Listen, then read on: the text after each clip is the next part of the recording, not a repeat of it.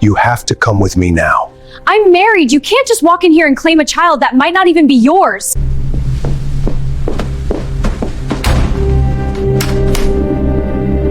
Two weeks ago, I made the biggest mistake of my life.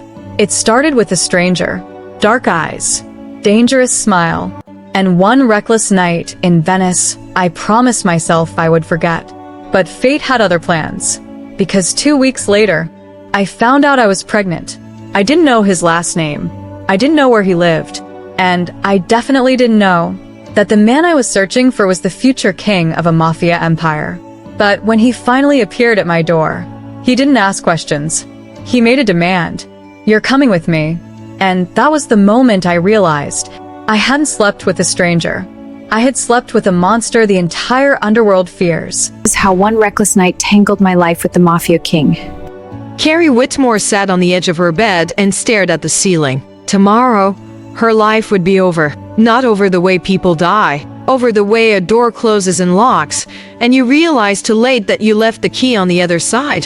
Her father, Gerald Whitmore, had arranged everything. The man she was to marry was named Victor Hale. He was 52 years old, wore expensive suits, and smiled in a way that never reached his eyes. He was powerful, rich, and connected to half the politicians in the country. Her father liked that very much. Gerald Whitmore was the kind of man who saw his children not as people to love, but as pieces on a board to move around. Carrie was 24 years old. She had a degree in art history, a sketchbook she carried everywhere, and a deep, quiet dream of one day living in a small house by the sea, painting things that made people feel something. None of that mattered to her father. What mattered was that Victor Hale wanted her, and Victor Hale could give Gerald Whitmore things that money could not always buy. So the arrangement had been made, papers signed, dates chosen, and Carrie had been told, not asked. That evening, while her father attended a dinner party downstairs,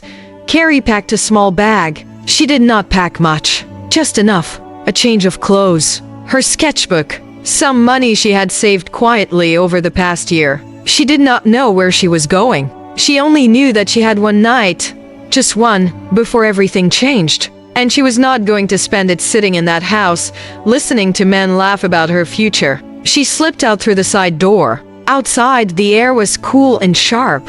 She breathed it in like a person who had been underwater too long. Then she walked to the airport and did the most reckless thing she had ever done in her careful, obedient life. She booked a ticket to Venice, Italy. She had always wanted to go. She had drawn pictures of it from photographs. The canals, the old stone bridges, the way the water reflected the lights at night like the city had a second, upside-down version of itself living beneath the surface. By midnight, she was there. Venice at night is not like other cities. It is quiet in a way that feels alive. The water moves slowly under the bridges. The old buildings stand close together like they are whispering secrets to each other. The streets are narrow and winding, and if you turn the wrong corner, you find yourself standing at the edge of a canal with nowhere to go but back the way you came. Carrie loved it immediately. She walked without a map, which was either brave or foolish. She was not sure which. She found a small bar near one of the bridges, the kind of place with low lights and soft music and mismatched chairs. She sat down and ordered a glass of wine she could not pronounce, and the man behind the counter smiled and brought her something red and warm. She opened her sketchbook and began to draw. She was drawing the canal outside the window when she heard a voice. "You have made the water too still." She looked up. A man was sitting down across from her. She had not noticed him approach. He was tall, dark-haired, with eyes the color of strong coffee. He wore a dark jacket and no tie, and there was something about the way he sat, relaxed but watchful, like a cat that had chosen to rest but had not decided to sleep, that made her pay attention. "Excuse me," she said. "You're drawing," he said, nodding at her sketchbook. "The water in Venice never looks that still. It always moves a little, even at night, even when there is no boat." She looked at her drawing. He was right. She had made it look like glass, flat and perfect, when the real canal outside moved gently, constantly, restlessly. "I did not ask for a critique," she said. He smiled. It was a slow smile, the kind that started small and grew like it knew something. "No," he said. "You did not. I apologize. May I sit? You're already sitting. Then I apologize for that too. He did not look sorry at all. I am Alessandro. Carrie.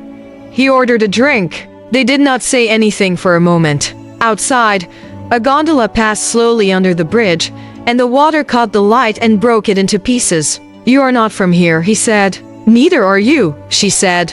She could hear it in his voice, Italian, but with something else layered underneath. Something that had traveled. No, he agreed. I am passing through. So am I. He looked at her, then really looked, and she felt it like a warm hand pressed briefly against her chest. Then we are both just people with one night, he said. Yes, she said. I suppose we are. They talked for a long time. He was easy to talk to, which surprised her, because he was also the kind of person who seemed used to people being careful around him. But with her, that night, he was different. He asked her about her drawing. She asked him where he was from. He said Rome. She said she had never been. He said it was loud and beautiful and exhausting, and she would love it. They walked along the canals after the bar closed. He pointed out things she would have missed, the small cat sleeping in a doorway, the faded painted letters above a shop that had been there since the 1700s, the way the moon looked when it sat just above the water. She did not think about Victor Hale that night. She did not think about her father or the arrangement or the locked door waiting for her back home. She thought only about the narrow streets and the moving water and the man walking beside her who laughed easily and looked at her like she was interesting. One thing led to another, the way things sometimes do when two people are lonely and alive and standing in a beautiful city with only one night between them. By morning, he was gone. She found a note on the small table by the window. It said only, "Thank you for the water that moves. A." She folded it and put it in her sketchbook. Then she went home. 2 weeks passed. Carrie went through the motions of her life. She attended the engagement dinner her father arranged, sitting across the table from Victor Hale, who spoke mostly to Gerald and occasionally looked at her the way a man looks at a piece of furniture he has just purchased. She smiled when she was supposed to smile. She nodded when she was supposed to nod. Inside, she felt like a bird that had been allowed to fly for one afternoon and had then been put back in a cage and told to be grateful for the perch. On a Tuesday morning, she stood in the bathroom of her childhood bedroom and stared at the small white stick in her hand. 2 pink lines. She sat down on the cold tile floor and did not move for a very long time. She was pregnant. The men from Venice. One night. One reckless, beautiful, impossible night. And now this. She took 3 more tests. All of them said the same thing. 2 lines. Yes, certain, unambiguous. She sat with it for 2 days before her body gave her away. She was sick at breakfast, pale at lunch, and when her father's housekeeper mentioned it to him in passing, Gerald Whitmore came to find her with the look on his face that she had feared her whole life. The look that meant something had gone wrong with his plans. She told him the truth. She did not know why. Maybe because she was too tired to lie. Maybe because some part of her wanted to see if there was any version of her father that would put his arms around her and say that it would be okay. There was not. Gerald Whitmore's face went through several colors in quick succession. Red, then a deep, terrible purple, then something cold and white that was worse than all of them. Who? He said. Someone I met, she said. Someone I do not know. You do not know. He repeated, very slowly. He told me his name was Alessandro. I do not have a last name. I do not have a number. He was in Venice. He might be anywhere. Her father was quiet for a long time. Then he said, "You have 1 week." What? 1 week to find him. Bring him here. If you cannot, or if the man is not suitable, you will still marry Victor. And Victor will raise the child. He will not, she said. And she surprised herself with how certain she sounded. He will do what I tell him, her father said, and so will you. He left her alone in the room. She sat down and pressed her hands flat against her stomach, which was not yet showing anything. It was too early for that, but she felt very clearly that there was something there that was hers and no one else's. 1 week. She opened her laptop.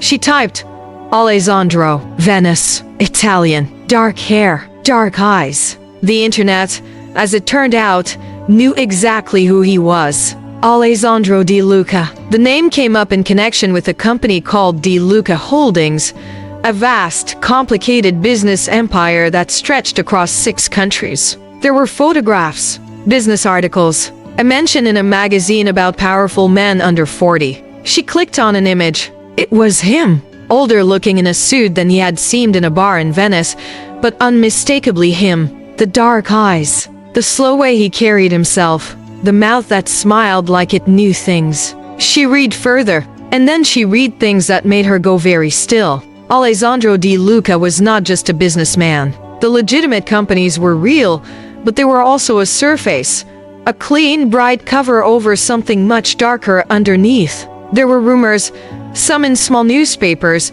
some in the kind of online forums where people talked about things that polite society preferred not to mention. His family. The De Luca family, a name spoken carefully in certain parts of Italy and in other parts of Europe too. A name that had been connected, for 3 generations, to an empire that operated outside the law. Not drugs, not petty crime. Something older and more structured than that. Power, control, the kind of authority that does not need a government's permission because it has existed longer than the government has. The Mafia. Alessandro De Luca was heir to the most feared crime family in Europe. Carrie closed her laptop. She opened it again. She closed it again. She sat with this information for the rest of the evening. She thought about the men who had sat across from her in a bar and told her that her water was too still.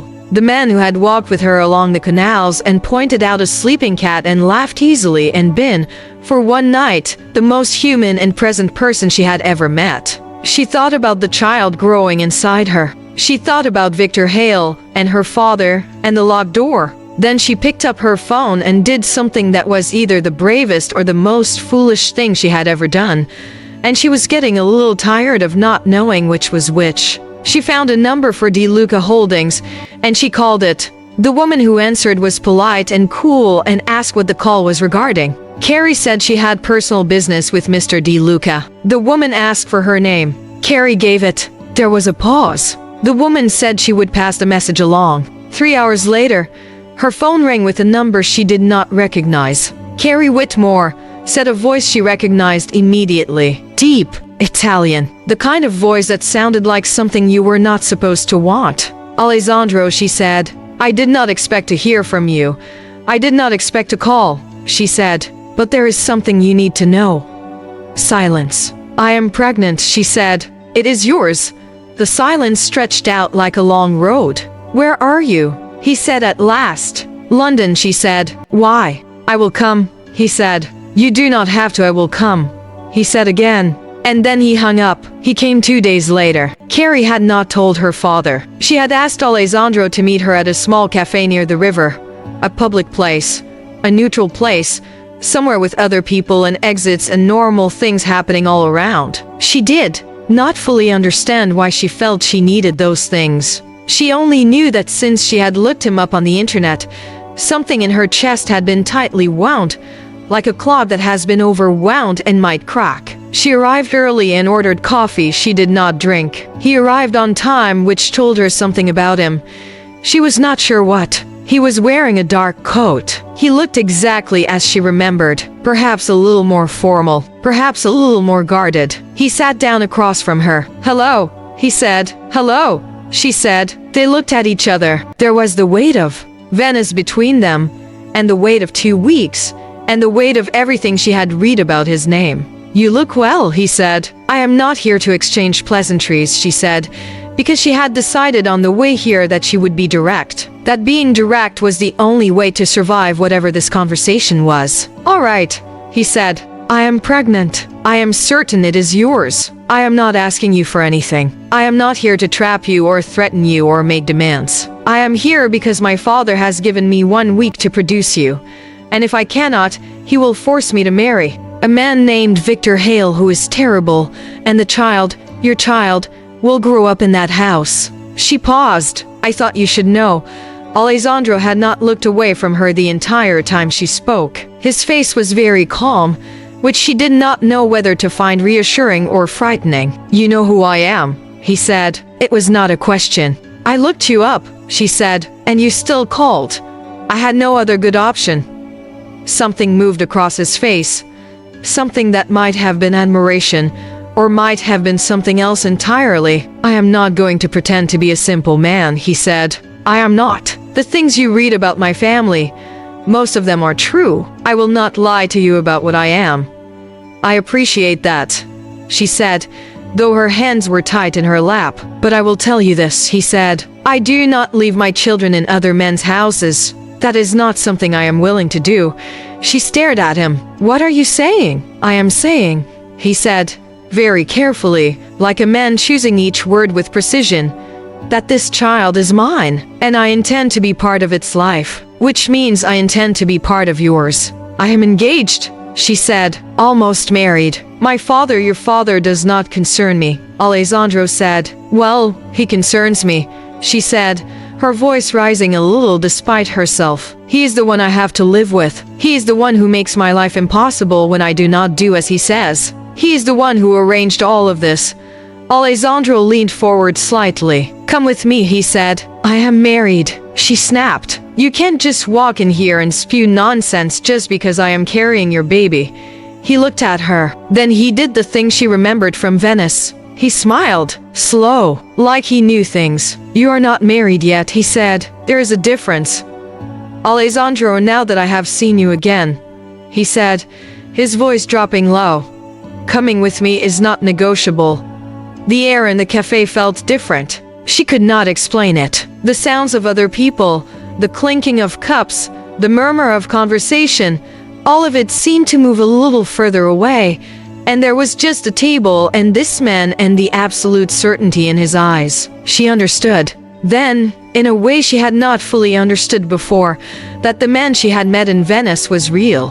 But this man, this version of him, sitting here in his dark coat with that expression on his face, was also real. And they were the same person. She was carrying the child of a man who made powerful people tremble. I need time, she said. You have time, he said, but not much. He stood. He was tall. She had forgotten how tall. I will call you this evening. Tell your father whatever you need to tell him. But begin thinking about the fact that your life is about to change, Carrie, and not in the direction he planned. He left. She sat alone with her untouched coffee and thought, what have I done? That night, her father found out Alessandro had come. She was not sure how. Her father had people who watched and listened and reported back. He always had. She had grown up knowing there were eyes in places she could not see. Gerald Whitmore came into her room the way he always did, without knocking, with that look on his face that meant someone had done something he had not approved. De Luca, he said. You found Alessandro De Luca. She said nothing. Do you have any idea? Her father said slowly. What that family is? Yes, she said. Then you understand why this is impossible. I understand why you think it is, she said. Her father walked to her window and looked out at the dark garden below. He was quiet for a moment, which was always more frightening than when he shouted. Victor Hale is a powerful man, he said, but he operates within systems I understand. Within systems I can use. De Luca is not a man you use, Carrie. He's a man who uses you. And then, when you're no longer useful, people close to him have a way of becoming very quiet. She felt cold, but she also felt something else, something stubborn and awake in her chest. He is the father of this child, she said. The child does not need to know that. I need to know it, she said. Her father turned from the window. His face was tired and angry, and somewhere underneath all of that, frightened, though he would never say so. You have 3 days, he said. 3 days to come to your senses and end whatever nonsense this is. After that, I will handle this myself. He left. Carrie sat on her bed. She pressed her hands against her stomach again. She thought about small things. The note Alessandro had left in Venice, the way he had said the water always moves a little. She thought about Victor Hale's cold smile. She thought about the child who had not asked to be born into any of this. She picked up her phone and called Alessandro. He answered on the second ring. My father knows, she said. I expected that, he said. He's threatening to handle things himself. I do not know exactly what that means. I do, Alessandro said. His voice was very even. He will not. How can you be certain? Because he knows enough about my family to know that threatening me is not a comfortable road to walk, Alessandro said. Whatever he believes about his power, he is smart enough to know there are powers that sit above his. A pause. Are you all right? She was surprised by the question, surprised by how gently he asked it. I do not know, she said honestly. Then we should move quickly, he said. I would like to come and see you tomorrow. Not in a cafe, properly, where you are. My father will have to manage his feelings, Alessandro said. There was something almost dry in his voice. A dark humor that, under other circumstances, she might have found funny. All right, she said. Tomorrow. She lay back on her bed and looked at the ceiling. The ceiling gave her no answers. Ceilings rarely do. Alessandro came the next morning with two men who stood outside in a car and said nothing, which was somehow more impressive than if they had done something loud and visible. He came inside. He was polite to the housekeeper who opened the door. He sat in the front parlor and waited for Carrie to come down. Her father appeared first. Carrie, coming down the stairs, heard their voices before she saw them, her father's tight and controlled, Alessandro's low and unhurried, and stopped on the stairs to listen. You're not welcome in this house, her father was saying. I did not come to be welcome, Alessandro said. I came to see Carrie. She is not available. She called me herself, Mr. Whitmore. I think you will find she disagrees. There was a pause. Carrie heard her father's breathing, which was the breathing of a man trying very hard not to lose his temper. You understand that this arrangement, whatever you think it is, has no future, her father said. Carrie is engaged. The wedding is planned. You are a complication that will be removed. I have been called worse things than a complication, Alessandro said. And by more frightening men than you, Carrie came down the rest of the stairs. Both men turned to look at her. Good morning, she said, to neither of them in particular. Her father opened his mouth. She looked at him, and something in her face, some new steadiness that perhaps had not fully been there before Venice, made him close it again. She looked at Alessandro. Come through, she said. They sat in the small sitting room at the back of the house, the one her mother had used before she passed away, the one filled with light and old books and photographs. Alessandro sat in the armchair by the window. Carrie sat across from him. You did not have to do that, she said, meaning the confrontation in the hall. He was being unpleasant, Alessandro said simply. I do not accommodate unpleasantness when I do not have to. You're going to make everything more difficult, she said. Things were already difficult, he said. He looked at her steadily. How are you feeling? Physically, I mean. She blinked. Tired. A little sick in the mornings. Fine. He nodded. You should see a doctor. I have. A good one. Mine is fine. I have a better one, he said, and there was no arrogance in it. Just the plain simple fact of a man who had resources and was thinking about how to use them. She leaned forward.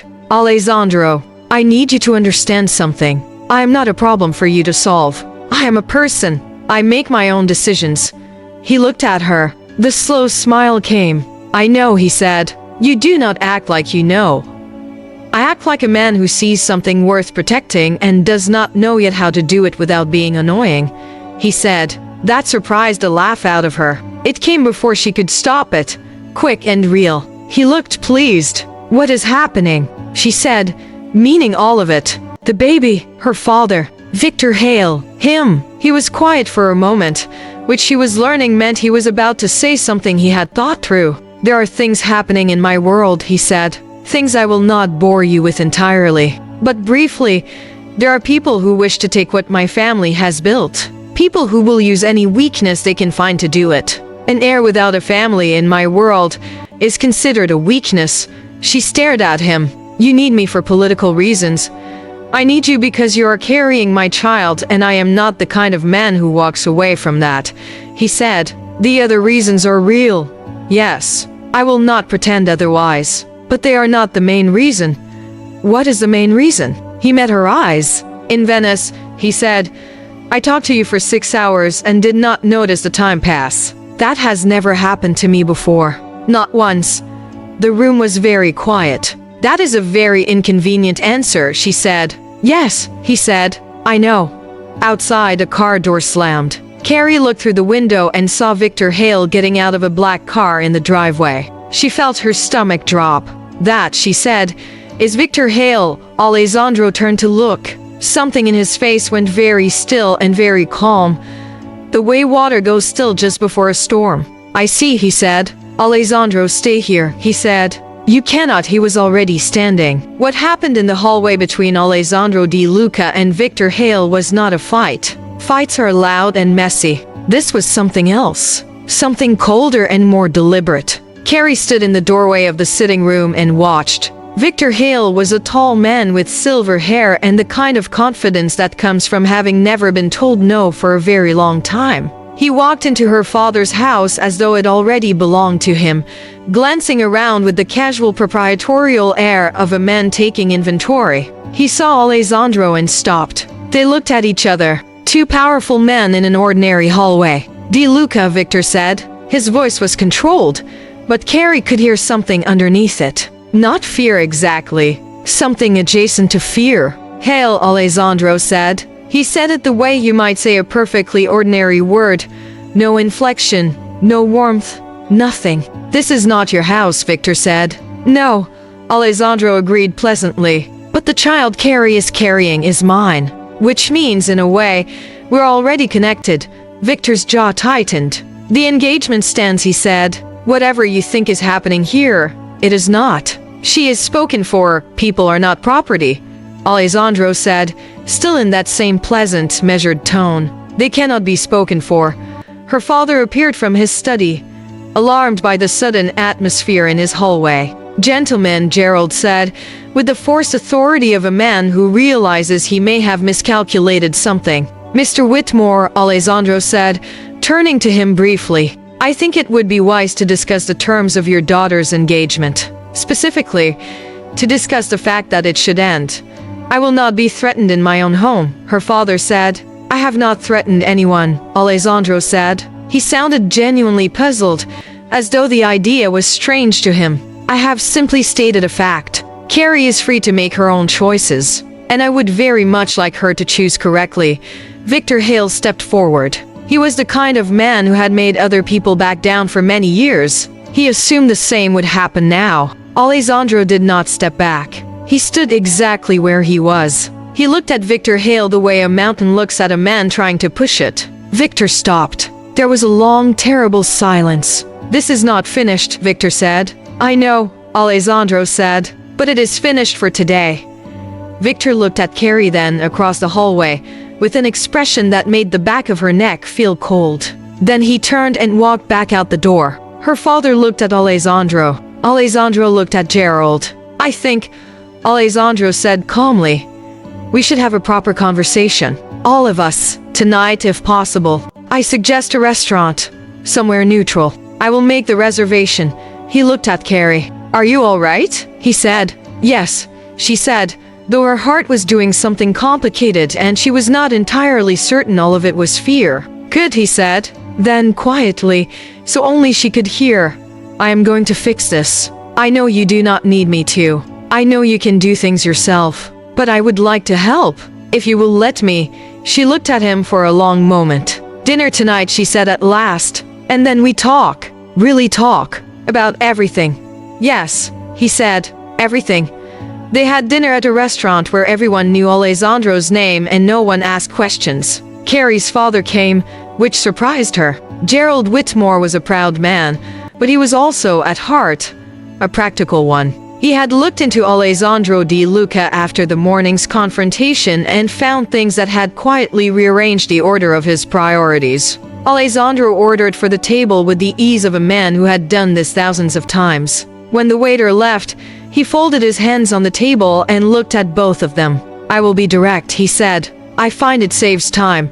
He explained things then, calmly, plainly, in language that left little room for misunderstanding. He was the heir to the De Luca family. This was not a secret he kept from people in his inner circle, and Carrie and her father were, whether they wished it or not, now in that circle. The family's empire was large, old, and deeply embedded in the structures of European business, politics, and power. They operated outside conventional law, yes, but they operated with their own codes, their own rules, their own fierce sense of loyalty and consequence. He was not a perfect man. He had done things he would not describe to a woman over a dinner table. He had been raised to understand that power came with costs, and he had paid those costs without complaint. But he had never hurt someone who had not first tried to hurt someone he loved. He had never broken a promise once made, and he had never, in 34 years, walked away from a responsibility. Carrie was listening very carefully. "The child is mine," he said. "I will acknowledge it. I will be present for it. I will give it everything I have," which, practically speaking, is quite a lot. The smallest hint of dry humor. I would prefer that Carrie and I figure out what we are to each other. And I believe there is something worth figuring out. But that is a conversation for another time. Right now, what matters is this. The engagement to Victor Hale should be dissolved. Your daughter should be safe. And your daughter's child should have a father who is present. Her father was quiet for a very long time. Victor Hale will not accept this gracefully, Gerald said at last. He will not have a choice, Alessandro said. He has powerful connections, her father said. So do I, Alessandro said. And something in the way he said those three words, very quietly, very simply, made Gerald Whitmore pick up his wine glass and take a long sip and look at the tablecloth. It occurred to Carrie, watching her father's face, that this was possibly the first time in her memory that someone had made him feel small, and that she did not know how to feel about that. After dinner, Alessandro walked her to the car that was waiting for her. They stood on the pavement for a moment. "That went well," she said dryly. "Better than I expected," he agreed. "Your father is not as unreasonable as I thought. He is simply used to being the most powerful person in any room. He was not that tonight," she said. "No," Alessandro said. He did not say it with pride. Just fact. She looked at him. The city was alive around them. Cars and lights and people. And he stood in the middle of it all looking completely unbothered by any of it. "Alessandro," she said, "the night in Venice, was that real? Or was it something you do? The charm, the ease, all of it. Was that a performance?" He looked at her for a long time. "I am not an easy man," he said at last. "Ask anyone who knows me. I am demanding and I am controlling, and I find it very difficult to let people do things at their own pace when I know I could make them faster. I keep people at a distance because closeness in my world is dangerous. And I do not, as a rule, tell women the truth about myself in bars." He paused. "Venice was different," he said. "You were different. You sat in that bar during the canal and not caring what anyone thought. And you were honest and sharp and lovely. And I thought, here is a person worth knowing. So yes, it was real." She breathed. "This is complicated," she said. "Yes," he said. "I am scared of your world. You should be," he said honestly. "I will not tell you there is nothing to be afraid of. There are real dangers, real enemies, real costs. But there are also real protections. And I am very good at what I do. Which is keeping the people I love safe," he said. The word love landed between them like something fragile and unexpected. "Good night, Alessandro," she said. "Good night, Carrie," he said. She got in the car. She did not look back at him. But she could feel him standing there watching until the car turned the corner and the city swallowed the distance between them. The next week was the kind of week that rearranged my life. Victor Hale did not accept his dismissal. She had not expected him to. He was a man who had been told yes for too long, and no had the effect of a wall he kept walking into, surprised every time. He called her father twice. Her father, newly rearranged in his thinking, did not return the calls. He sent lawyers. The lawyers discovered quietly that the engagement paperwork had certain irregularities that made it less binding than expected. This was not a coincidence. Carrie suspected Alessandro had arranged it, but when she asked him, he looked at her with wide, innocent eyes and said he could not imagine what she meant. She told him to stop being smug. He said he was merely being efficient. She threw a cushion at him. He caught it. That was the day she realized, with some alarm, that they had become something. Not yet what Alessandro wanted them to be, not yet fully formed and named, but something. They talked every day. He came to see her every other day. He learned that she took her coffee black and that she hated being told to relax and that she could not sleep unless the window was cracked open a little, even in cold weather. She learned that he ate almost nothing for breakfast but could eat enormous amounts of pasta at dinner. That he read history books for pleasure. That he spoke 4 languages but swore only in Italian. That he was genuinely, privately funny, in a dry, quiet way that only showed itself when he was comfortable. He was, she discovered, someone she liked, which was separate from everything else, from the baby and the danger and the complicated politics of their 2 worlds colliding. Simply as a person, she liked him. This felt important, and also, she was honest with herself. Slightly terrifying. Then the war came closer. She heard about it in pieces at first. Alessandro became harder to reach. When she did reach him, he was distracted in a way he tried to hide but could not quite. There were people, he told her eventually, families within the same structure he belonged to, who were making moves, testing edges. A code existed within his world. The heir could not fully claim leadership until he had a family, a legitimate family of his own, a wife, a child, something that said, this man has a future, not just a past. His enemies knew this, and they were planning to use the window of time before he could claim that stability. You mean me, she said, and the baby. We are the thing standing between you and the people trying to take your place. You are more than a strategy, he said, but you need us to be safe, she said, so that your position is safe. He was quiet. Yes, he said finally, that is also true. I will not pretend it is not. He looked at her steadily. But I want you to hear me when I say that your safety matters to me for reasons that have nothing to do with my position. You matter to me, Carrie. The child matters to me. Not as pieces on a board, as people. She heard him. She believed him. Both things could be true simultaneously. That she was politically useful and personally beloved.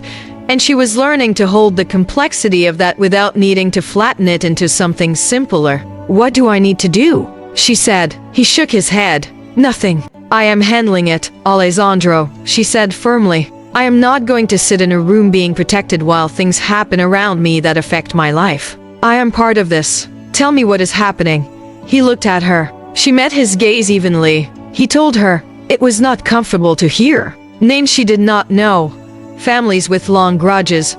A violence that operated on old codes and older loyalties. His cousin Marco, who had been loyal and was now somewhere he should not be. 2 of his father's oldest lieutenants who had been quietly contacted by the rival faction. A shipment somewhere that had gone wrong in a way that was not accidental. What happens if they succeed? She asked. They will not. But if they did, he was quiet for a moment. Then things become significantly more dangerous for everyone connected to me, including her, including the child. She understood that without him having to say it. Then I suppose, she said, we had better make sure they do not succeed.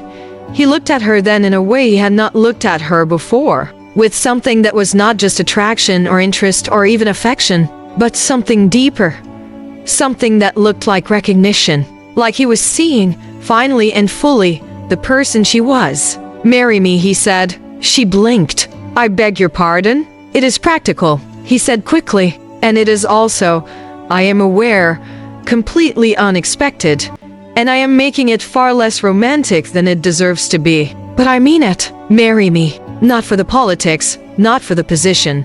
I mean, yes, those 2, but primarily because I have been happier this last week than I have been in years. And I think you have been too, even if you will not admit it. And the child should have both its parents, and we are already, he paused, searching for the word. Tangled, she offered. Tangled, he agreed. We are already tangled. I would rather be tangled on purpose. She looked at him for a long time. That is the least romantic proposal I have ever heard, she said. I know, he said. I apologize. I am better at other things, such as keeping people safe, he said. Being present, not leaving. She thought about the note he had left in Venice. The water that moves. Ask me again, she said, properly. He got up from his chair. He crossed the room and stood in front of her. He was a man who carried fear in his name and power in his blood and history in every corner of his world, and he stood before her like someone who had set all of that down for a moment. "Carrie," he said, "I would like to spend my life with you. Not because of what you give me, but because of who you are. Will you marry me?" She looked at him. "Yes," she said. He breathed, and for a moment, just a moment, he looked like a man who had been carrying something heavy for a long time and had finally been allowed to put it down. They were married quietly. 2 weeks later, not in a church full of people who had been invited to witness something. In a small room with a judge and two of Alessandro's most trusted people as witnesses. And Carrie in a cream dress she had bought herself from a shop on the high street. Because no one had had time to plan anything grander and neither of them cared. Her father came. He stood in the back of the room with a complicated expression on his face, part relief, part grief, part something that might eventually become pride, and he said nothing unnecessary. Afterwards, Alessandro put a ring on her finger and looked at her like she was the most important thing in any room he had ever stood in, and she thought, "I did not plan this. I did not plan any of this. But here I am."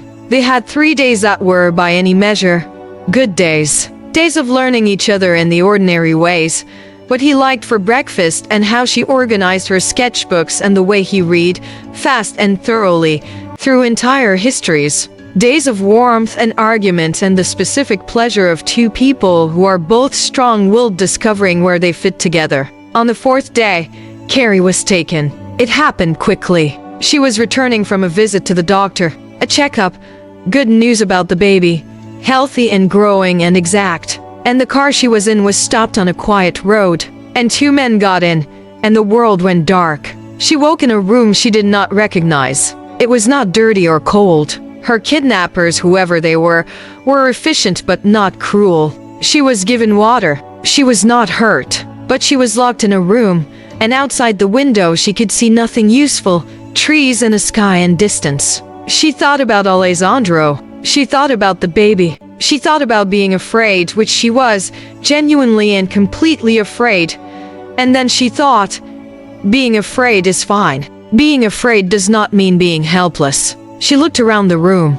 She thought carefully. She found her phone had been taken, but the door lock was an old one. The kind that could be worked with patience and a hairpin, of which she happened to have one in her pocket. She sat down and worked at the lock for 3 hours. It did not open, but she did not stop trying. Outside the room, she could hear voices sometimes. Men talking in Italian, which she did not speak, and in one other language she thought might be something Eastern European. They were not talking about her. They were talking about something she could not follow. They sounded tense. They had reason to be. Alessandro De Luca, upon discovering that his wife had been taken, did something that people who knew him said they had never seen him do before. He stopped being calm. Everything he had, every resource, every connection, every debt owed and favor stored across 6 countries, he called in. All of it, at once. His men moved through cities like a fast, quiet tide. Information came in from directions his enemies had not considered watching. He followed the threads with the focused, total attention of a man who has decided that the rest of the world can wait. He found her in 11 hours. The men guarding her did not have time to understand what was happening before it had already happened. There was no great battle, no dramatic explosion, just a sudden, efficient, absolute dismantling of every protection they thought they had. Alessandro came into the room himself. She was sitting on the floor with a hairpin in her hand, still working at the lock from the inside. He stood in the doorway and looked at her. She looked up at him. "Hello," she said. "Hello," he said. His voice was strange, rough in a way she had not heard before. "I was almost out," she said. "I know," he said, and she could see it in his face that he was not entirely certain whether to laugh or to fall apart, and he was managing both at once. He crossed the room and sat down on the floor beside her, which was not something she had expected him to do. Alessandro De Luca, heir to an empire, sitting on a dusty floor. He put his arm around her and she leaned into him, and neither of them spoke for a while. "Are you hurt?" he said at last. "No," she said. "Are you?" "No," he said. "Alessandro," she said quietly. "What happened to the men who did this?" A pause. "They are no longer a concern," he said. She decided not to ask further. Some doors, she was learning, were better left with just a glance through the keyhole. "The baby?" he said. "Fine," she said. "I was not hurt. She is fine."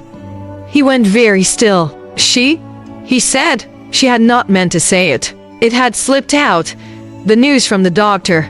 The good ordinary news she had been coming home to tell him. "The doctor told me," she said. "Today. Before. It is a girl."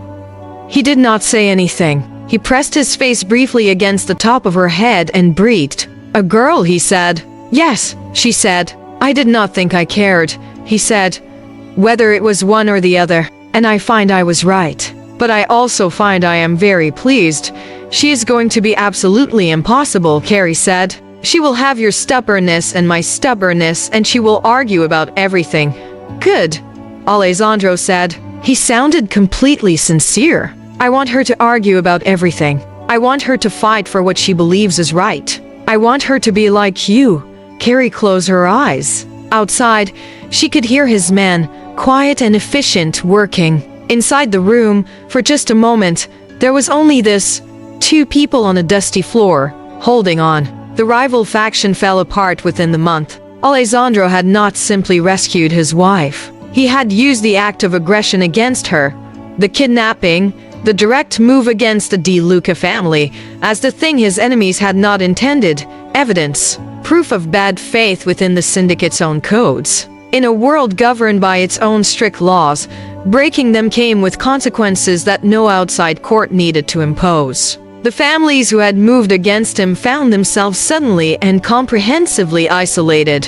Old alliances withdrawn, trade blocked. The quiet but total machinery of consequence grinding forward. 3 men were tried under the old codes and found wanting. What happened to them after that was not something discussed in polite company. Alessandro emerged from it not just intact but stronger. The position he had been circling toward was now unambiguously his. He came home to Carrie with the kind of exhaustion on his face that comes not from one hard night, but from many years of hard nights, all arriving at a conclusion. She made him coffee. He sat at the kitchen table in his shirt sleeves and drank it and said nothing for a long time. "Is it done?" she asked. "For now," he said. "It is never entirely done. There will always be someone who thinks they see a weakness, some new challenge, some old grudge dressed up as ambition. But this particular fire is out, and the people who took me, handled," he said. She sat down across from him. "Alessandro," she said,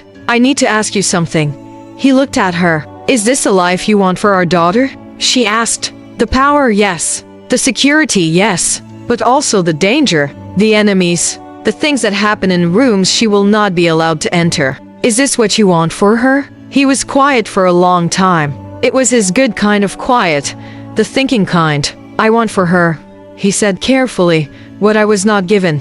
The ability to choose. I was born into this. I did not choose it. I have made peace with it. Mostly, because there are things about it I believe in and things I am good at and loyalties I will not break. But I do not want to build walls around her the way walls were built around me." "And around me," Carrie said. "And around you," he agreed. "So we agree," she said. "She grows up protected, but not caged." "Yes," he said. "We agree."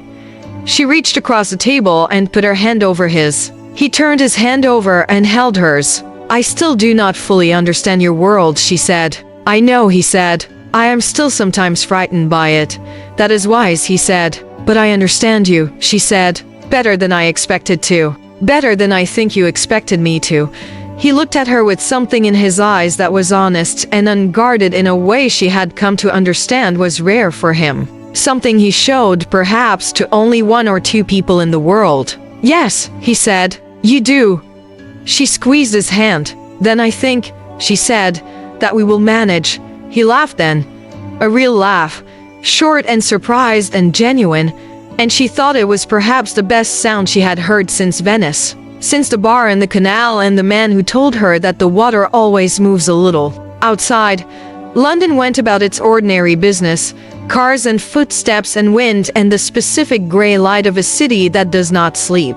Inside, in a kitchen that smelled of coffee, 2 people who had come to each other in the most improbable of ways sat together and held on, and it was ordinary, and it was extraordinary, and it was enough. The baby arrived on a Tuesday in spring. She was small and loud and immediately, comprehensively herself. She had dark hair that stood up in a way that made Alessandro look at her with an expression of complete helplessness. She had Carrie's mouth set firmly as soon as she was born, as though she had opinions about the whole business. They named her Sophia. Carrie sat in the hospital room with Sophia on her chest and Alessandro sitting in the chair beside the bed. Not sleeping, though it was 2 in the morning. Because he was not the kind of man who slept while things of importance were happening nearby. "She's very small," he said. "She will not be for long," Carrie said. "She looks angry," he said. "She looks like you," Carrie said. "When someone has woken you up before you are ready."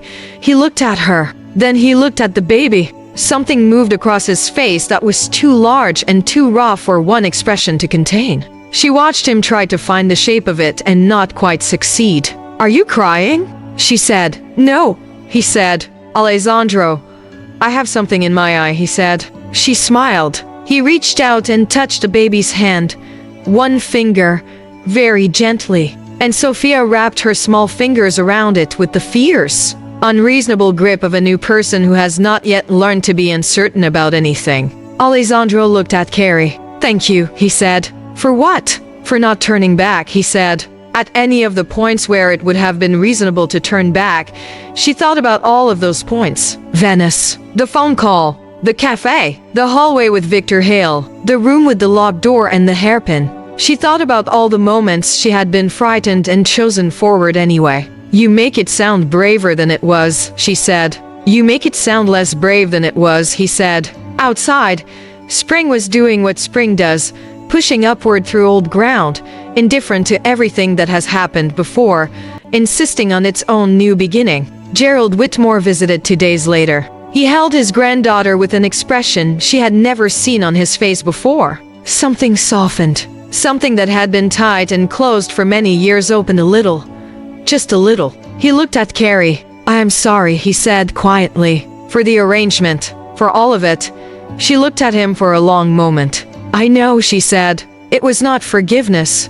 Not entirely, not yet. But it was a door cracked open, and that was enough for now. Victor Hale, she heard later, had quietly moved on to an arrangement with a woman in another country. She wished the woman luck sincerely, and did not think about him much after that. Alessandro built their home between two worlds, literally and figuratively. A house in London for ordinary life, for Sophia's schools and Carrie's studio, and the long evenings she was beginning to fill with paintings that were honest and strange and entirely her own. And a house in Rome for the rest of it, for the complicated machinery of his inheritance, for the old city that was loud and beautiful and exhausting, and that Carrie, as it turned out, loved. He was still demanding, still controlling about certain things. Still the kind of man who arranged situations before informing her he had arranged them, which resulted in arguments that were energetic and occasionally entertaining to witnesses and always ended the same way,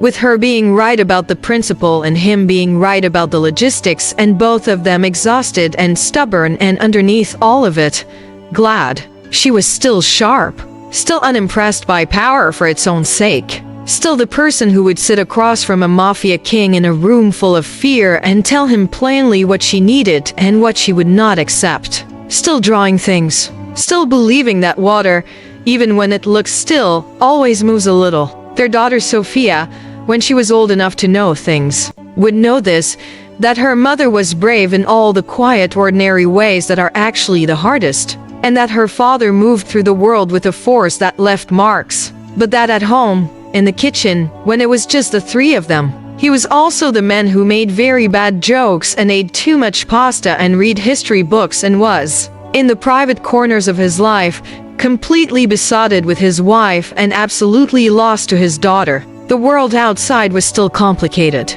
It always would be. But inside the walls Alessandro had built, walls that were protection rather than cages, the water moved. Always a little, always forward.